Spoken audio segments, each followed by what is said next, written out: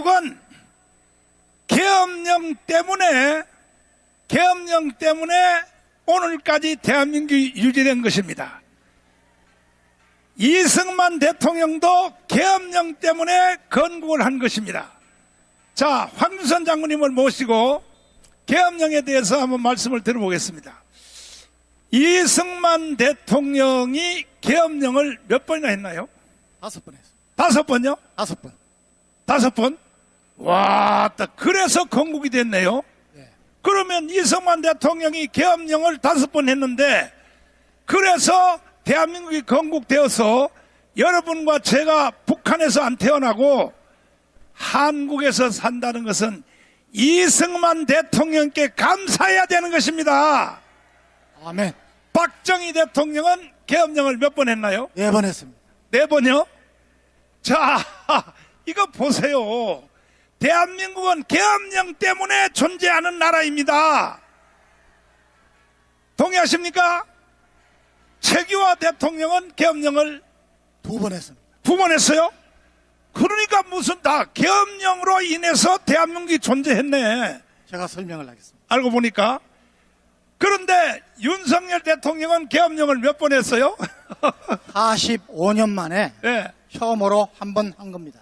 그러니까 계엄령을 한 것이 너무 늦었어. 10년마다 한 번씩 계엄령을 했어야 윤석열 대통령이 탄핵이 안 되는 건데 말이야. 그러면 계엄령에 대해서 설명 한번 해주세요. 네. 사랑하고 존경하는 애국 시민 여러분, 우리 광화문 자유통일당 당원 여러분, 사랑합니다. 존경합니다. 여러분, 계엄령은 우리나라 헌법에 있습니까? 없습니까? 있어요. 헌법에 있습니다. 헌법에. 여러분, 미국은 계엄령이 있습니까? 없습니까? 있습니다. 일본은 있습니까? 없습니까? 자위대법에 있습니다.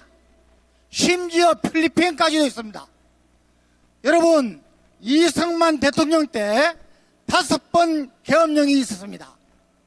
첫 번째는 1948년 10월 달에 여순 반란 사건 때문에 계엄령이 시행되었습니다.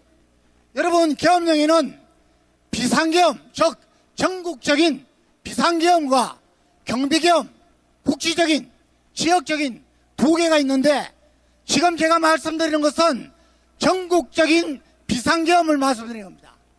그리고 그해 48년 11월 달에 4.3 제주 사태 때문에 계엄령이 선포되었습니다.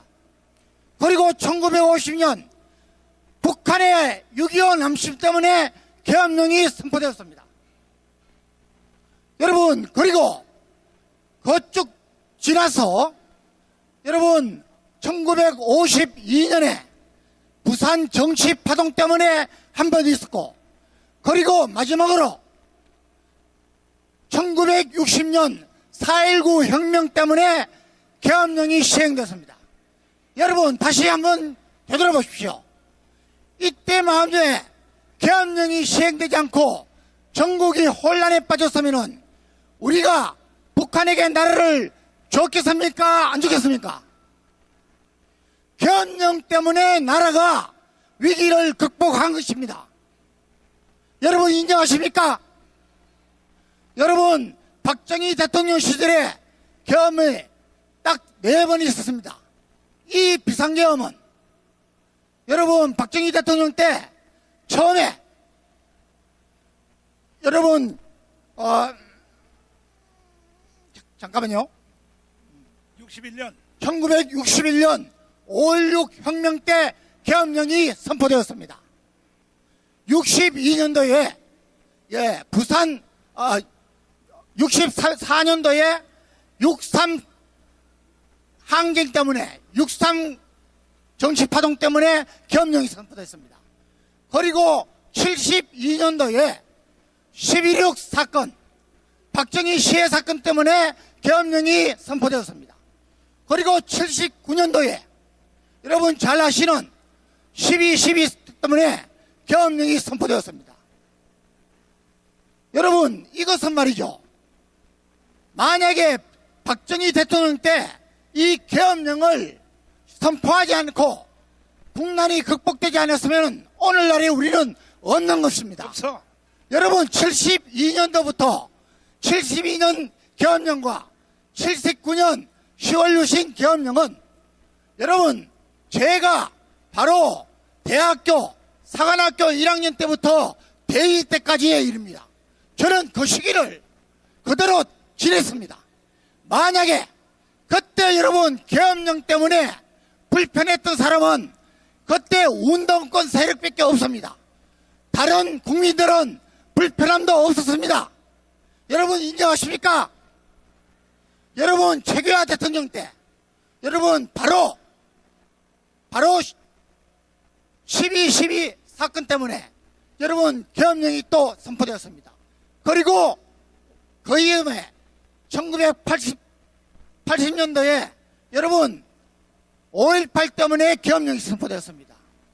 여러분 지금까지 보면은 이 계엄령은 숱한 국가적 위기 때마다 대통령이 헌법에 있는 그 통치권의 일환으로서 시행을 해서 나라의 국난을 극복하고 계속 발전되고 성장시켰던 것입니다. 그렇습니까? 안 그렇습니까? 그리고 무려 45년 동안 계엄령이 없었습니다. 사실 이 45년 동안에 윤석열 대통령이 이야기하는 국가 반역 세력이 우리나라 곳곳에 닭다리를 두고 나와 있었습니다. 여러분 그래서 윤석열 대통령이 45년 만에 한번 작년 2024년 12월 3일에 계엄령을 선포했습니다. 여러분 만약에 그때 계엄령은 비상계엄이었지만은 거의 군사력도 동원하지 않았습니다. 다른 초법적인 조치도 없었습니다. 단지 여러분 부정선거에 대한 조치를 하기 위한 조치고 국민들에게 나라의 위험을 깨우치기 위한 계몽 목적의 계엄이었습니다. 여러분 이때 한동훈 일파가 국힘당의 일부가 여러분 배신만 안 했으면은 지금 우리나라는 어떻게 됐을지 모릅니다. 여러분 훨씬 더 안정된 상태에서 여러분 모든 수사를 하고 여러분 지금 잘 하고 있을 겁니다. 그런데 국힘당의 한동훈 세력이 배신을 했습니다. 탄핵 소추에 동조했습니다. 탄핵을 받았습니다. 그런데 여러분 더불어민주당이 이것은 탄핵 소추하니까 자신이 없었던 겁니다. 왜요? 대통령의 고유 권한입니다. 계엄을 할지 말지도 대통령의 고유 권한입니다. 그리고 국회에서 해제 결의가 있으니까 바로 해제했습니다. 법원적인 사항이 없습니다. 그러면은 탄핵 소추에서 탄핵을 빼면 여러분 젖사리기 같은 사법부 탄핵재판소가 당연히 이것은 기각하면 되는 겁니다. 여러분 이번 계엄을 통해서 우리나라의 언론, 방송, 사법부까지 검찰까지 경찰까지 심지어 우리 군까지 완전히 저 뻘겋게 국가 반역 세력의 앞잡이가 됐다는 게 확인되었던 겁니다. 여러분 그것을 우리 광화문 애국 세력이 12월 7일부터 계속해서 광화문에서 이를 알리고 우리 국민들에게 우리 유파 유튜버들이 신문, 언론, 방송에 하지 않은 것을 했습니다.